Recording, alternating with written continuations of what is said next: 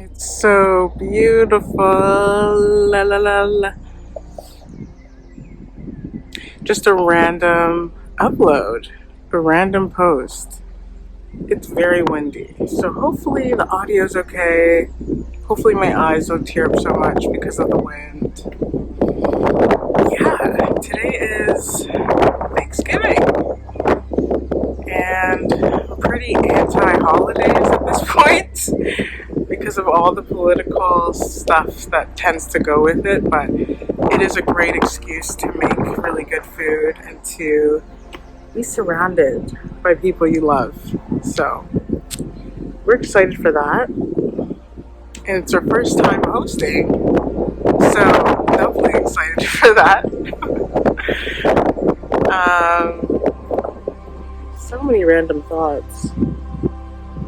Yesterday I was thinking, this question kept popping up in my mind. And I now know when questions pop up in my mind, it's because I need to ask myself them, I need to follow them, I need to see what's going on there. And the question was, do you think that it is possible to attain wealth without learning how to have healthy relationships? Not just relationships in love, but relationships with family, with friends, with strangers, with the world, with money, everything. How do you show up in these relationships? And I don't know if this is a question, a global question that like anyone in any circumstance can ask, but I think for me and for other souls who are looking to generate an income, doing something that they're passionate about, doing something that brings service into the world, it is a question that does need to be asked. And this came up because I was thinking about this recurring situation that I keep facing. I have a family member who tends to just say what's on their mind. And I love people like that. I mean, I wish I could be more that way. And sometimes they say things that rub me the wrong way. I've come to learn that they're not intentionally saying these things to get a rise up out of me. It's just, that's their journey. That's how they communicate. That's how they show up in the world. But yet, again and again, these comments will come up and I'll be like, what did they mean by that? What should I infer from that? What were they really trying to say?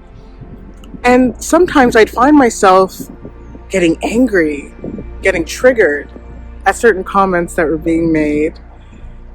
And this has happened so many times that I'm now like, okay, what is the theme here? What is the pattern? What am I missing?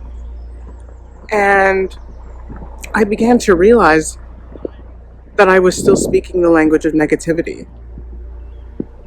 This is a concept that I learned from my meditation course that we took.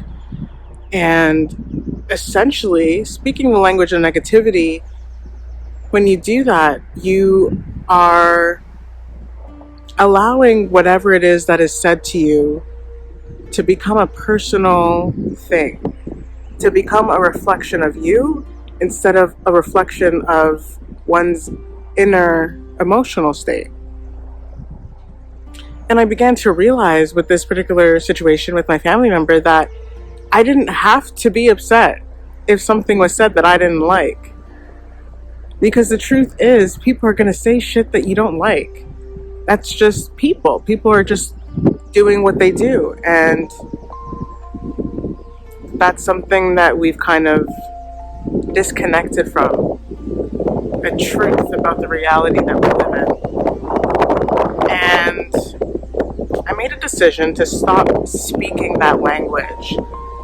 So if I hear something that's jarring, I don't have to say, yeah, I understand what you mean. I understand that you are trying to get a rise up out of me. I understand that what you're saying is something that I should take personally. Instead, when I choose to speak the language of positivity, I'm rising above. I'm rising into soul consciousness rising into the awareness that we are each souls on our own individual journeys, and that the happiness that I desire is simply my choice. In every moment I get to choose. Instead of choosing to speak the language of negativity, I can choose to speak the language of positivity. I can choose to remember a virtue that this individual has. I could choose to remember that I can infuse the situation with my sense of humor, with my sense of lightness, with my sense of empowerment, which I borrow from divine source energy. And that realization, it just opened up so much for me. Because I think oftentimes, especially as creatives, living in this world, if you don't have that solid footing, then your creative endeavor becomes the foundation for the reality you want to manifest. And sometimes that can become complicated. Like if you are creating from a space of survival, it's a different energy than creating from a space of abundance, of gratitude, of privilege, of, damn, I really get to do this thing that I love and make money from it. You know, instead of pursuing an endeavor from that vantage point, we're looking at, okay, I have this bill to pay, I have that bill to pay, how can I get my money from this person? You know what I mean? It's this take. We're in this space, this energy of taking. But when you recalibrate and give from a place of wanting to give, it's a different energy.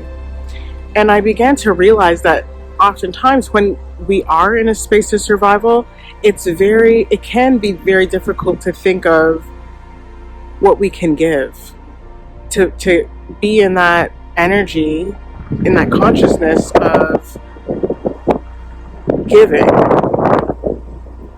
If I am able to learn how to speak the language of positivity, then I'm able to apply that to every aspect of my life.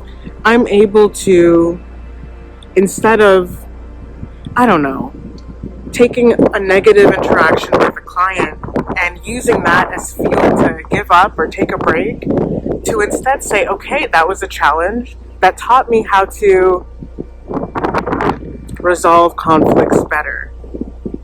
Just as I realized that with this family member is actually giving me the gift of learning how to speak the language of positivity. It's always about the way that you change your thoughts, the way that you frame your thoughts, the way that you switch your perspective to empower yourself so that you aren't operating from that space of lack. Like, this is a whole rewiring of our neural connections. It's a whole revamping of our energetic bodies. It's a different way of being. And that's why it does require so much discipline, because for so long we've operated so unconsciously. That appears to be the default in our world. So yeah, it was just something that was really eye-opening to me, because, you know, as we think about what it is that we're creating and the thoughts that we have, it was like, of course, if I choose to focus on the negative emotional reaction that I'm having, I'm just going to elicit more of that. But once I switch into, nope, this is serving me somehow, some way, into that mentality, I get more of that. And I'm really grateful for that. I'm really grateful for that, because there was definitely a time where I never thought that I would be in this place of understanding what it means to be self-empowered, and let alone being on the journey to actually actualize it. So yeah, that's what I have for you today, and we're gonna talk soon. Now that I have a new setup going, we'll see how this goes. Enjoy the day.